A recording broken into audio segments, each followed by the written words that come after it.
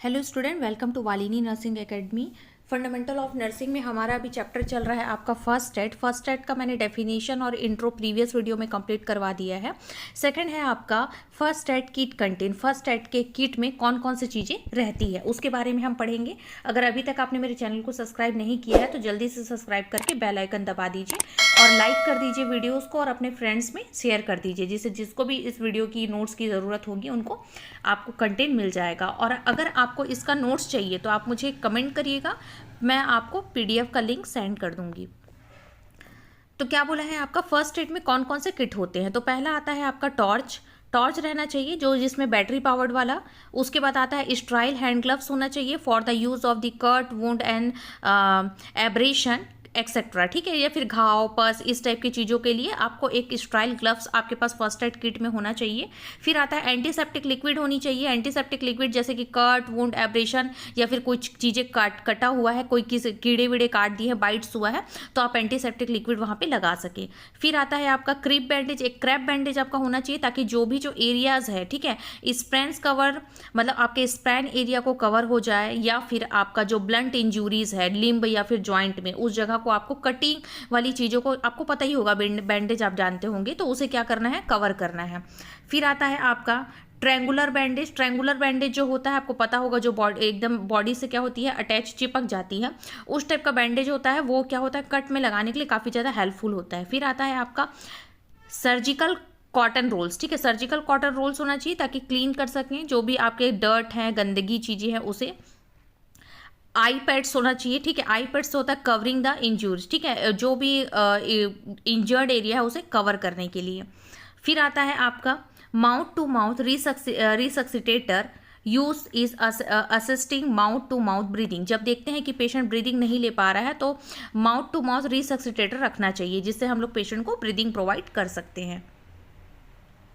Scissor रखेंगे आप, वही कटिंग और बैंडेज वगैरह टेप वेप क्लॉथ को कट करने के लिए, ठीक है। ओआरएस पैकेट रखेंगे अगर तुरंत बॉडी को रिहाइड्रेट करने के लिए।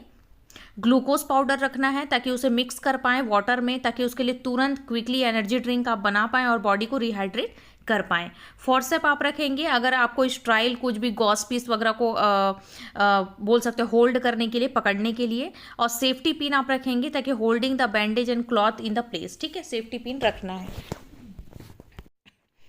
नेक्स्ट है आपका DRASBCD एक्शन प्लान। इसके बारे में मैंने अभी आपको बताया था प्रीवियस वीडियो में, उसका प्लानिंग कैसा कैसा है, एक्शन वो देखते हैं। ये सब जो आपका फर्स्ट एड किट है मैंने उसको ज़्यादा डिस्क्राइब इसलिए नहीं किया है क्योंकि आपको वो पता ही होगा कि उसके अंदर जो रखते हैं सीजर बैंडेज टेप ये सब के बारे में तो आपको पता ही है करके मैंने बहुत ज़्यादा डिटेल से उसे एक्सप्लेन नहीं किया है। अगर आप डिटेल से एक्सप्लेन करने बोलेंगे तो आप मुझे कमेंट कर दीजिएगा, मैं कर दूँगी पिक्स के साथ में, ठीक है। अब आता है आपका इसका एक्शन प्लान क्या है आपका फर्स्ट एड का। तो इसमें बोला है आपका सबसे पहले आपका John ambulance Australia recommended you follow the DRSABCD action plan in every emergency, ठीक है। इसे जॉन्स एम्बुलेंस ऑस्ट्रेलिया ने रिकमेंड किया था, जो फर्स्ट एड इमरजेंसी है इसे। और ये जो हेल्प करता है to determine the someone has a life threatening condition and what first aid needed. ये इस चीज़ के लिए ठीक रहता है, इस चीज़ का पता लगाता है कि जो भी अपने लाइफ में डेंजरस या थ्रेटनिंग कंडीशन में है उसे सबसे पहले किस ट्रीटमेंट की ज़रूरत होती है, उसके लिए ये एक्शन प्लान बनाया गया था। तो सबसे पहले आता है डी का मतलब चेक फॉर डेंजरस। ये मैंने प्रीवियस वीडियो में भी बताया था कि डेंजर सिचुएशन वो डेंजर सिचुएशन तुम्हारे लिए भी है, दूसरों के लिए भी है, एंड अफेक्टेड द पर्सन, जो पर्सन अफेक्टेड है उसके लिए भी है, ठीक है। तो ये सबसे पहले आपको चेक करना पड़ेगा। आर में आता है रिस्पॉन्स, पेशेंट कैसा रिस्पॉन्स कर रहा है। तो ask the person their name, उसका नाम पूछेंगे ताकि उसका कॉन्शियसनेस, सेमी कॉन्शियसनेस या अनकॉन्शियसनेस का पता लगाया जा सके। If person has hold the stroke, अगर वो स्ट्रोक या फिर शॉक की कंडीशन में है तो एबल नहीं रहेगा, not be able to talk, and so grasp both their hand and ask them to squeeze. They may respond by squeezing one of your hand. अरे वही जैसे कि क्या होता है, जैसे आपको कोई ऐसा पर्सन मिला है तो आप क्या करेंगे, उनके गाल पे आप क्या करते हैं, थोड़ा सा उनके शेक करने की कोशिश करते हैं, हिलाने की कोशिश करते हैं ताकि वो थोड़ा सा होश में आए पेशेंट, ताकि वो कुछ बता पाए।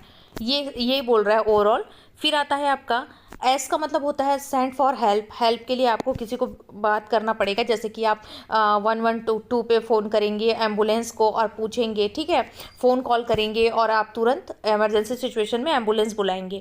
एयरवे आप चेक करेंगे, उसका एयरवे ओपन करेंगे और फिर open the mouth and check that the upper airway nostril से आप चेक करेंगे कि ब्रीदिंग प्रॉपर हो रही है या नहीं हो रही है। Visible to your clear foreign material, कोई भी ऐसी फॉरेन मटेरियल या फिर कोई ऑब्जेक्ट तो अंदर नहीं चला गया है, वो सारी चीज़ों को आप चेक करेंगे।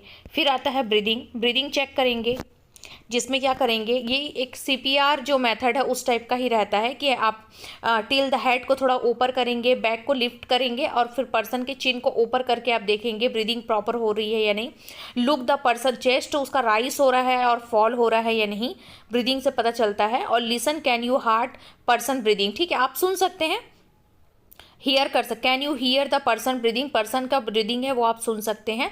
और feel, can you feel their breathing on your cheek, ठीक है, और आप क्या कर सकते हैं, उसके ब्रीदिंग को आप फील कर सकते हैं उनके चिक से। फिर आता है सीपीआर प्रोवाइड करेंगे, सीपीआर वही है 30 चेस्ट कंप्रेशन अगर ब्रीदिंग नहीं हो रही है तो, एंड 2 हैंड, दोनों हैंड यूज़ करके फिंगर इंटरलॉक करके। सीपीआर का वीडियो अगर आपको चाहिए रहेगा तो बताइएगा, मैं नेक्स्ट क्लास में आपको प्रोवाइड कर दूंगी। डिफिब्रिलेशन में आपका क्या होता है, if the person does not response to CPR, अगर सीपीआर आपने प्रोवाइड किया, 30 चेस्ट कंप्रेशन आपने दिया, लेकिन फिर भी पेशेंट का कोई भी रिस्पॉन्स नहीं आ रहा है, तो आप डिफिब्रिलेटर प्रोवाइड करेंगे, ठीक है। तो डिफिब्रिलेटर जो होता है वो क्या होता है, ये एक डिवाइस होता है, ठीक है, ये क्या प्रोवाइड करता है, इलेक्ट्रिकल शॉक प्रोवाइड करता है आपके हार्ट में, ठीक है, और ये क्या करता है, फिर अलाउ करता है आपका जो हार्ट रिदम है उसको नॉर्मल करने के लिए। तो ये हमारा होता है डिफिब्रिलेटर। ये क्या होता है, जब आप 112 में कॉल करेंगे इमरजेंसी सिचुएशन में, कॉल करने के बाद जब हॉस्पिटल पेशेंट आएगा उसके बाद हम लोग इमीडिएटली डिफिब्रिलेटर प्रोवाइड करते हैं पेशेंट को, ठीक है। तो ये है आपका फर्स्ट एड। फर्स्ट एड में इस टाइप का हम मैनेजमेंट करते हैं इमीडिएटली ट्रीटमेंट के लिए। इस चैप्टर में अगर आपको कोई भी डाउट होता है तो आप मुझे कमेंट बॉक्स में पूछ सकते हैं, मैं रिप्लाई करूँगी। और चैनल को लाइक कर दीजिए, सब्सक्राइब कर दीजिए और अपने फ्रेंड्स को शेयर कर दीजिए। Thank you.